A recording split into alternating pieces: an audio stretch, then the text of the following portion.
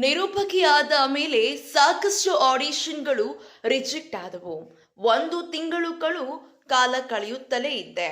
ಆಮೇಲೆ ರಿಜೆಕ್ಟ್ ಆದ್ರೂ ಕೂಡ ಪರವಾಗಿಲ್ಲ, ಪ್ರಯತ್ನ ಪಡೋಣ ಎಂದುಕೊಂಡಿರುವಾಗಲೇ ಮುದ್ದು ಲಕ್ಷ್ಮಿ ಸೀರಿಯಲ್ ಆಫರ್ ಬಂದಿತ್ತು.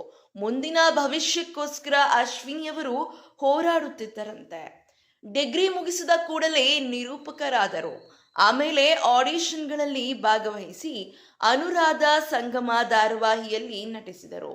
ಇದು ಅವರ ಮೊದಲ ಪ್ರಾಜೆಕ್ಟ್. ಆಮೇಲೆ ಕುಲವಧು, ಗಿರಿಜಾ ಕಲ್ಯಾಣ ಧಾರಾವಾಹಿಗಳಲ್ಲಿ ನಟಿಸಿದ್ದರು.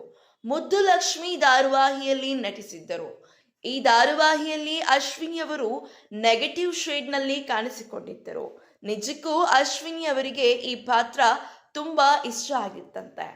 ಉದಯ ಟಿವಿ ವಾಹಿನಿಯ ಸೂರ್ಯವಂಶ ಧಾರಾವಾಹಿಯಲ್ಲಿ ಕೂಡ ಅಶ್ವಿನಿ ನಟಿಸಿದ್ದರು. ಸ್ವತಂತ್ರ, ಸ್ಟ್ರಾಂಗ್ ವ್ಯಕ್ತಿತ್ವ ಇರುವ ಹುಡುಗಿಯಾದ ನಾನು ಜನರ ಮನಸ್ಸನ್ನು ಮುಟ್ಟುವೆ ಎಂದು ಅಶ್ವಿನಿ ಹೇಳಿದ್ದಾರೆ. 12 ವರ್ಷಗಳ ಕಾಲ ಸ್ವತಂತ್ರರಾಗಿ ಬದುಕಿದೆ.